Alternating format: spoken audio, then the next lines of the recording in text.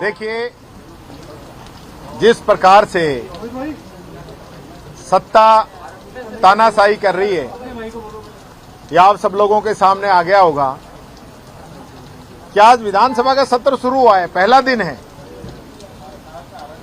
आज कोई बहुत ज्यादा कार्य नहीं था।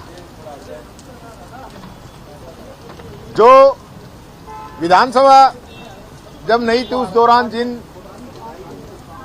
बड़े राजनीतिकों की या कोई बड़े अच्छे हुए हैं, उनकी जिनकी डेथ हुई है, उनको सबको शोका व्यक्ति दी गई है। उनके लिए 2 मिनट का मौन रखा गया है।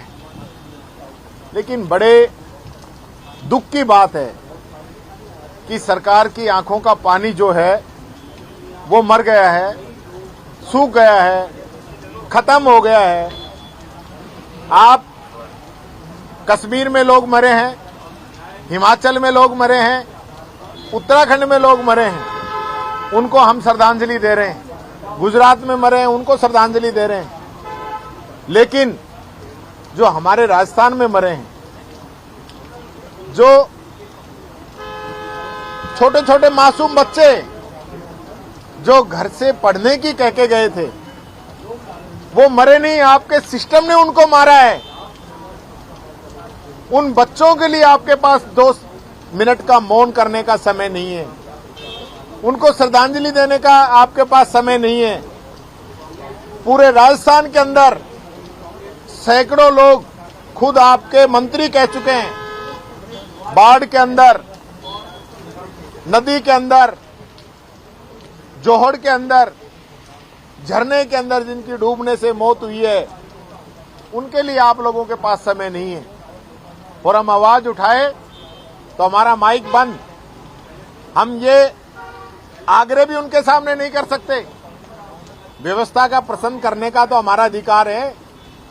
आपकी अनुमति हो तो दो, नहीं हो तो मत दो, पर आप क्वेश्चन ही नहीं पूछने दो, माइक हमारा बंद कर दो। शोका व्यक्ति के लिए आप पूछ लीजिए। अगर मुख्यमंत्री जी वहां पे गए हुए हो तो मुख्यमंत्री जी के पास टाइम नहीं है उन बच्चों पे जाने के लिए। और हमारे तो स्पीकर साहब भी कल झालावाड़ गए थे, किसी अन्य कार्यक्रम में तो होके आ गए। लेकिन उन बच्चों के लिए इनके मन में भी कोई भाव नहीं जागे, ये बात मैं कहना चाहूंगा। ये ऐसी सरकार है जो संवेदनहीन हो चुकी है। जनता मरे, चाहे वो बाढ़ से मरे, बरसात से मरे, प्यासी मरे, इस सरकार के कोई फर्क नहीं पड़ रहा। चारों तरफ जो है अतिवृष्टि हो रही है, तबाही का मंजर है। सरकार के पास उनके लिए कोई संवेदना बची नहीं है। आपने आज एक वोट चोर को लेकर के भी निशाना साधा, सदन में भी नारेबाजी हुई। देखिए, वोट चोर गद्दी छोड़ का नारा हमने लगाया। हमने बात रखी जनता की इस अदालत के अंदर, जहां में जनता ने चुन के भेजा है कि वहां हम उनके हक की बात कह सकें कि हर एक व्यक्ति को इस देश के संविधान ने एक वोट का अधिकार दिया है। एक जगह कर्नाटक के अंदर वो एक वोट का अधिकार एक व्यक्ति कई बार उपयोग में कर रहा है, और बिहार के अंदर वो एक वोट उसका काटा जा रहा है। 65 लाख वोट एसआईआर के नाम पे काट दिए गए हैं। राजस्थान में भी ये एसआईआर शुरू कर चुके हैं। मैं ये कहना चाहता हूं, ये सारे प्रोग्राम जनता की सहूलियत के लिए हैं या जनता को परेशान करने के लिए है, जनता का वोट काटने के लिए है, ये हमारा सवाल है।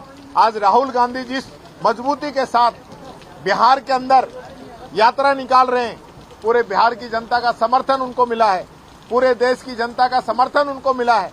और ये साबित कर दिया राहुल गांधी जी ने कि जो उनके द्वारा डेटा दिया गया था, जो बात उन्होंने रखी थी, प्रेस कॉन्फ्रेंस उन्होंने की थी, 1.5 घंटे तक एक एक चीज जनता के सामने रख दी थी, वो डेटा चुनाव आयोग की वेबसाइट से ही लिया था। और उसका सत्यापन करने की बजाय चुनाव आयोग कहता है कि आप हल्फनामा दीजिए। किस चीज का हल्फनामा? आप चेक करिए। और आपको लगता है कि राहुल गांधी जी ने झूठ बोला है तो देश की जनता को बताइए। भारतीय जनता पार्टी के एजेंट के रूप में आप काम कर रहे हो, ये ठीक नहीं है। पहले ईडी, इनकम टैक्स, सीबीआई पर आरोप लगता था, अब चुनाव आयोग भी उसके अंदर आ गया, तो देश की जनता का विश्वास खत्म हो जाएगा इन संस्थाओं पर से, क्योंकि ये संस्थाएं इस देश को एक रखने का काम कर रही हैं। अगर यही पार्टी बनेगी तो मैं समझता हूं देश का लोकतंत्र कायम नहीं रह पाएगा। ये बात मैं कहना चाहूंगा। धर्मांतरण का बिल लेके आपको लगता है राजस्थान अभी आने दीजिए, राजस्थान अभी आने दीजिए। कल मैंने देखा था एक क्वेश्चन लगाया फूल सिंह मीणा जी ने, जो कि भारतीय जनता पार्टी के ही विधायक हैं, उनके द्वारा एक क्वेश्चन लगाया गया कि राजस्थान में लव जिहाद के कितने मामले हुए हैं। सरकार ने जवाब दिया है 0। फिर वो दूसरे खंड में पूछते हैं इसको रोकने के लिए आप क्या प्रावधान कर रहे हैं, तो सरकार कह रही है कि हम धर्मांतरण कानून लेके आ रहे हैं। तो जो क्वेश्चन का पूछने का तरीका है और उसका जो जवाब है, ये सारी चीज जनता समझ सकती है कि किस प्रकार से ये सारी चीजें ये कर रहे हैं। बाकी एक बार बिल आ जाए उसके अंदर किस प्रकार का ये प्रोविजन कर रहे हैं वही देख के बताएंगे।